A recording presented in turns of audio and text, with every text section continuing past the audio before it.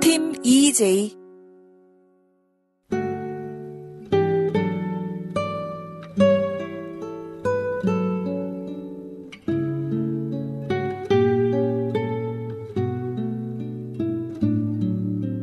네, 이제 상담 후에 상담 재해석하는 시간입니다. 예.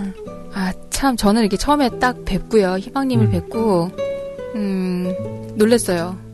왜요? 그, 투블럭이라고 혹시 아세요? 이렇게 머리 한쪽 면을 쫙 밀어가지고. 이제. 모이칸족 머리. 모이칸은 아니고, 이제 한쪽을 이렇게 밀어서, 요즘 이게 헤어스타일 중에 하나예요. 투블럭이라 그래가지고 이렇게 만든 건데, 그래서 그 한쪽 면에 머리가 없고 나머지 부분 이제 하기 때문에 쉽지 않은 헤어스타일이라서, 되게 이렇게 어떤 분일까 궁금했어요. 그리고 이분은 실제로 이렇게 저희에게 메일을 보내시기보다, 전화로 면담을 하고 상담을 할 수 있냐라고 이렇게 얘기가 왔어요. 글이 안 된다 그랬었죠? 네. 네. 그래서, 이제 정보가 없었잖아요. 어떤 부분에서. 전혀 우리가 모르는 상태로 네네네. 상담을 한 거죠? 예. 그런데, 굉장히 정말, 히스토리네요. 역사. 인생이 파란만장했잖아요. 네. 참 힘도 있으시고, 이런 분 보면서 이제 어떤 느낌이냐면, 예전에 이제 어떤 사람이 글이 너무 쓰고 싶어서 소설가로 등단을 했어요. 예. 등단을 해서 이제 드디어 이제 등단을 한 거예요. 이제 자기 소설이 이제 뽑힌 거죠. 그러고 난 다음에 이제 작가 후기 이런 걸 쓰잖아요. 소감. 쓰는데 거기에 그걸 보면서 하고 이제 막 했던 게 뭐냐면 이 글을 쓰는 내내 정말 이렇게 일필휘지라 그러잖아요. 쫙 나가는 거. 그냥 한 거 썼다는 거예요. 그 소설을 하는 동안. 근데 마치 이렇게 정말 뒤에서 빛이 내리쬐는 듯한, 빛이 이렇게 비치는 듯한 그런 느낌으로 글을 이렇게 써 나갔다는 거예요. 근데 탈고를 하고 나서 보니 어디 외부에서 그 빛이 쏟아졌던 것이 아니라 태초에 내 안에 있던 빛이 뿜어낸 거 아니었나 라는 생각이 들었다는 이 얘기를 난 지금 아주 당연하게 들리는데 하면서 야 표현을 정말 이렇게 하냐 라는 생각이 들었거든요. 근데 오늘 이제 희망님을 보면서 그야말로 그 내면의 빛을 쫓으면서 살아왔던 게 아닌가라는 생각이 좀 들어요. 근데 그거를 너무 오랫동안 못 찾았던 거 아닐까요? 못 찾는 게 아니라 못 보고 있었던 거죠. 그러니까. 있었는데 못 보고 있었던 거죠. 그래도 우리는 아니까, 직감이 아니까, 이거 네. 아니다 하는 걸 아니까. 네. 그래서 그 목소리에 충실해서 예. 결국은 자기 자신을 깨닫고 예. 방향을 잡고 이렇게 한 상태에서 이제 우리한테 온 거죠. 그렇죠. 오늘 하시면서 선생님은 어디에 가장 크게 포커스를 맞추셨었어요? 우리 방송 계속 해야 되겠다 싶어요.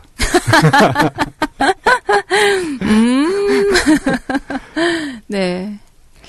이게 우리가 모르는 사이에 이렇게 깜깜한 절망 속에서 네. 이런 걸 통해서 희망을 찾고. 그렇죠. 자기의 삶에 적용해 보면서 살아왔다고 하니까 뭉클했어요 좀.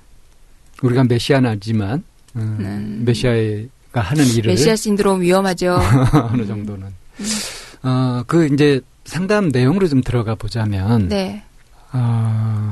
그 11살 때부터 일을 시작하고. 네. 16살 때 정신과를 찾아가고. 네. 그러면서 계속 풀리지 않는 문제를 가지고서 또 사람들을 믿지 못한 채 그렇게 쭉 살아왔던 그 삶. 네. 그렇게 40년 넘게 산 거. 굉장히 무겁지 않아요? 아유. 저희가 이제 일부에 이야기를 들으면서 거의 우리 둘 다 얘기를 안 했죠. 네. 그럼 무게를 견디고 있었던 거잖아요. 네, 할 말이 없었어요. 무슨 말을 해요? 그러게 말이에요. 예. 그래서 이제 2부, 3부에서 이제 이야기를 이렇게 나누고 했었는데. 네. 그렇게 하면서도 그 무게감은 계속 있더라고요. 네. 그러니까 아주 가볍고 경쾌해지진 못했어요. 예. 왜 그랬을까요? 본인이 이렇게 떨쳐버리고 싶지 않은 그 무게감. 그래서 이제 제가 3부에 정말 읍소하듯이 눈치 보지 말았으면 좋겠다. 그러게 말이에요. 예. 근데 그게 갑자기 그렇게 안 되잖아요. 그렇죠? 오랫동안. 네, 그러니까 되라고 하는 것이 아니라 느낌을 얘기를 한 거니까. 그래서 이제 그 눈치 보지 말라는 그런 이야기야. 눈치 보지 말았으면 좋겠다는 얘기는 수시로 해줄 필요가 있죠. 네, 자꾸 환기하고 그렇게 하다가 어느 순간에 이제 딱 되지 않아요? 그러니까 뭔가 이제 익숙하지 않은 것을 처음 시작할 때 계속 실패하고 안 되고 하는 과정에서도 굴하지 않고 계속 나가게 될 때 어느 순간 탁 되잖아요. 그때 그 기쁨이라는 게 대단한데 더 이상 눈치를 안 보게 되는 그 순간 그게 희망님한테 좀 기대가 돼요. 언제쯤 그런 것이 올까? 그리고 그 기쁜 소식을 좀 알려줬으면 좋겠어요. 영화에서 그 마지막 장면에 나오는 대사 중에 하나가 그런 게 있었어요. 희망은 사람을 놓지 않는다. 사람이 희망을 놓는다라는 얘기가 있거든요. 너도 본 것 같은데? 네. 무슨 영화였지? 네. 네.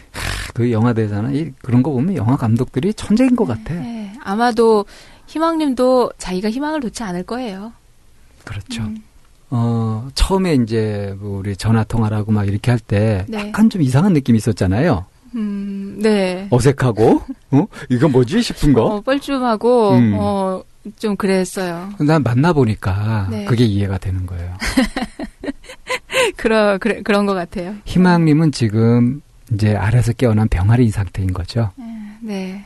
그래서 본인 입으로 얘기하기를 남들이 20세 했던 거를 난 이제 이 나이 돼서 이제 시작하는 거다. 네. 그런 정확한 안목. 그리고 내가 가지고 있는 위축이나 피해의식 이런 감정은 나를 좀 더 이렇게 문 닫게 만들지 그게 문을 열 수 있게 만드는 그런 감정은 아니라는 거예요. 아까 이제 잠깐, 이은주 선생님이 일부에서 이제 잠깐 말씀하셨었는데, 16살짜리가 너무 힘들어가지고 정신과를 찾아갔단 말이에요. 네. 근데 도대체 이 희망님을 만난 정신과 의사는 도대체 뭘 한 거냐? 에? 한쪽으로 몰고 가고 싶지 않아서 희망님이 못 들었을까요? 아니면은 안내가 안 됐을까 이렇게 얘기를 한 거죠. 근데 희망님은 자기 자신이 그때 가서 이제 떼쓰고. 솔직하게 내 얘기를 하고 그러지 못하고 도피하는 식으로 떼쓰고 이렇게 해서 정신과 의사 선생님들도 나를 어떻게 할 수 없었을 거다. 그분들도 귀찮았을 거다. 뭐 이런 식으로 보고 있잖아요. 네네. 굉장히 성숙된 관점이죠. 네네. 너무 지나치게 성숙된 관점을 갖고 있지 않아요? 이제 그래서 척하지 않았으면 좋겠다고. 사실은 이제 자기가 이제 새로운 접근법이라든가 새로운 관점이나 이런 것들을 접하고 그것을 자기화하는 말 중에 그런 것들이 많아요. 내가 과정 중에 있다고 그런 얘기를 많이 했잖아요. 그게 이제 자조 모임 이런 걸 통해서 또 스스로 이렇게 찾아보고 노력하고 팟캐스트 들으면서 막 했던 거 이런 것들이 아직 소화는 안 된 채 막 자리 잡고 있는 거죠. 그러니까 막 애쓰고 있는 과정이니까 자기 자신도 지금 아직 이게 익숙치가 않아요. 이제 그런 상태에서 용기를 내가지고 이제 참나원에 이렇게 왔단 말이죠. 우리가 제대로 잘 대접하고 대응을 해줬을까요? 어떻게 생각하세요? 선생님은 어떠세요? 난 약간 미흡해요. 어떤 부분이 미흡하세요? 마음껏 못한 것 같아. 선생님이 마음껏 못했다고요? 희망님이. 희망님이? 근데 그게 현재 한계가 아닌가 싶기도 하고요. 네. 그냥 희망님이 보여주고 싶은 만큼이라고 저는 생각을 해요. 근데 이제 저도 이제 이때 이런 욕심이 좀 있거든요. 응? 그냥 마음껏 할 수 있도록 탁 해가지고, 응? 그렇게 시원해졌으면 얼마나 나머지 좋을까. 못하신 거 지금 하세요, 희망님한테.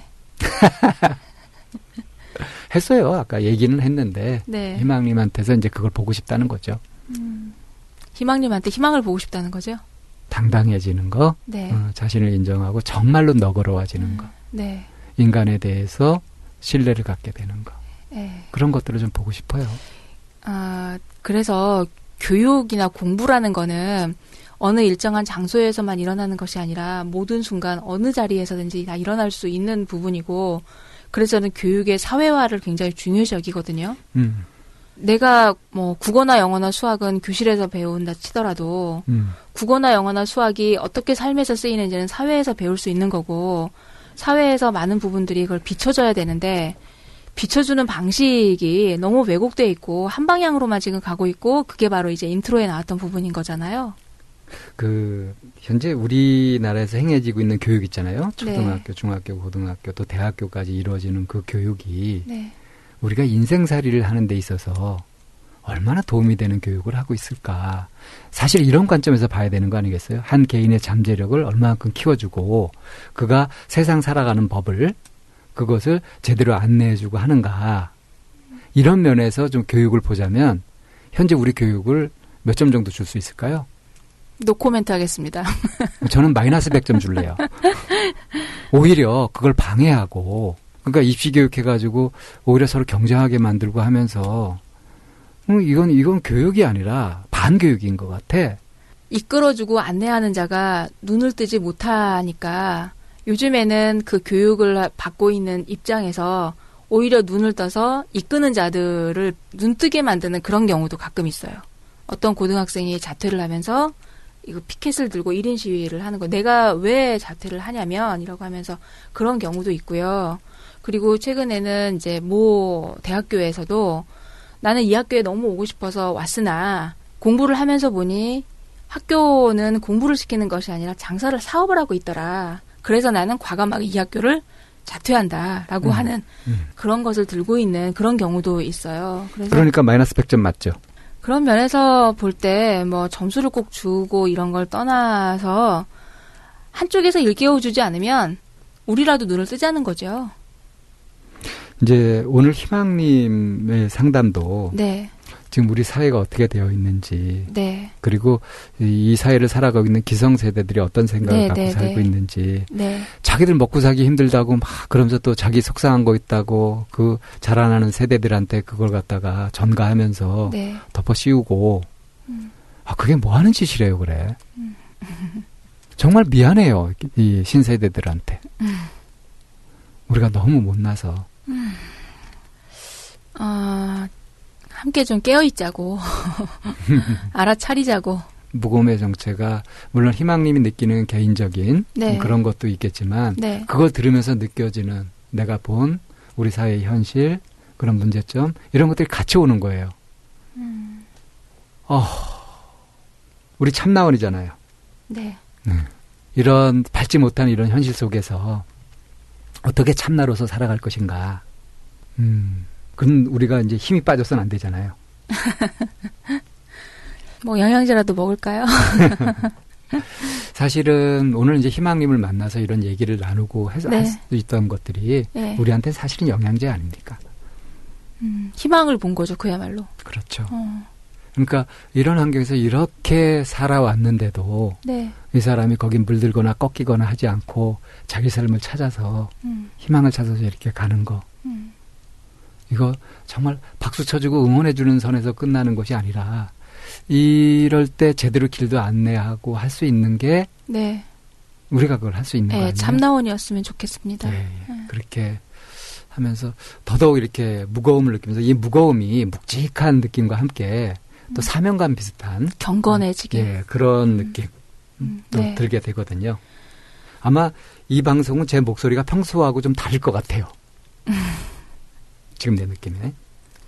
네. 사연을 들고 오신 내담자들마다마다 각자의 아픔이죠. 이 사람은 더 크고 이 사람은 조그맣고가 아니라 그 상황에서 자기가 감당할 수 있는 그 무게가 이제 각자가 있는 건데 희망님 같은 경우는 그거를 견딜 수 있는 힘이 되게 큰 사람인 것 같아요. 그렇기 때문에 그만큼의 시련을 또 주는 거 아닌가 이런 생각이 들면서 희망님에게 좀 응원도 보내고 격려도 보내면서 다음에 다시 한번 희망님을 모실 수 있는 그런 시간과 기회를 좀 가졌으면 좋겠다는 생각이 들어요. 그래서 그렇게 되면은 그것도 의미가 있을 것 같고요. 저는 희망님을 포함해서 우리 이 방송을 듣는 청취자분들께 정말 소리 높여 외치고 싶습니다. 내 마음 소중해요. 가장 귀한 보배입니다. 그 말을 전하고 싶어요. 네. 이 시점에서 왜 할 말이 갑자기 없어질까요? 마무리할까요? 네. 내 마음이 소중한 거는 다 알지만 그 소중한 걸 또 가장 거칠게 다루기도 하더라고요. 그러니까 그리고 나뿐만이 아니라 다른 사람에게도 또 그렇게 하도록 내가 허용하는 부분도 있기도 하고요. 가장 소중한 나 자신이잖아요. 그러니까 나의 것도 소중하고 나의 인연도 소중하잖아요. 근데 한편으로는 어떤 태도가 있냐면은 예를 들어 부모가 애를 때린단 말이야. 그래서 옆에서 너무 심하지 않냐 이러면 내 자식 내가 그러는데 왜 당신 상관이냐 이런단 말이죠. 그러니까 내 거니까 내 마음대로 해야 된다. 함부로 해도 된다. 이런 태도도 있단 말이죠. 이거 참 아픕니다. 정신 바짝 차려야죠. 네. 내 거가 정말 소중하면 상대방의 것도 소중하게 보이더라고요. 우선 소중함을 소중하게 다룰 줄 아는 거, 여길 줄 아는 거. 네. 거기서 또 눈을 넓혀서 이 역지사지해서 네. 그래서 내가 소중한 만큼 상대의 것도 소중한 거. 이렇게 살 때 정말 좋은 세상이 될 것 같아요. 네. 참나원은 자기가 가지고 있는 정말 소중한 거를 발견하고 그리고 그거를 어떻게 잘 소중하게 유지해 나갈 것인지를 함께 해결하고 함께 고민하고 함께 나누어가는 그런 방송입니다. 오늘 상담은 이제 화라는 것인데 이게 굉장히 오래 묵히고 그리고 화라는 걸로 이렇게 탁 드러나진 않지만 이것이 이 사람이 인생을 살아가는 데서 어떤 식으로 이렇게 처리 못한 화가 장애를 주는지 그걸 벗어나려면 어떻게 해야 되는 건지 이런 걸 다룬 상담인 것 같거든요. 네. 우리 참나원에서 자주 등장하는 주제가 바로 이 화죠. 제대로 처리 못한 화. 네. 이거 참 많은 분들이 이것에 해당되면서도 정작 이 도움이 필요하신 분들은 이걸 안 듣거나 아예 모르고 지나거나 외면하거나 그렇게 사는 것 같아서 좀 안타깝습니다. 괜찮아. 다들 그러고 사는 거야. 그러면서 말이죠. 오늘 들어서 얘기했던 것처럼. 네. 그러지 말고 내가 느끼고 있는 화가 어떤 건지 잘 들여다보면서 다시 한번 정리해보는 시간들. 호흡 잘 합시다. 편안하게. 예. 네. 수고 많으셨습니다. 수고하셨습니다. I might as well admit it. I fell for your letters and your smile. When you stopped smiling, I stopped hoping. And we didn't say what we feel. We both knew the end was close. Saying nothing is almost like lying. The way you talk so loud of you and your glory days now, and I can't even say your name. The way you talk so proud of you and your glory days now. In my last breath I will say your name. I'll say your name.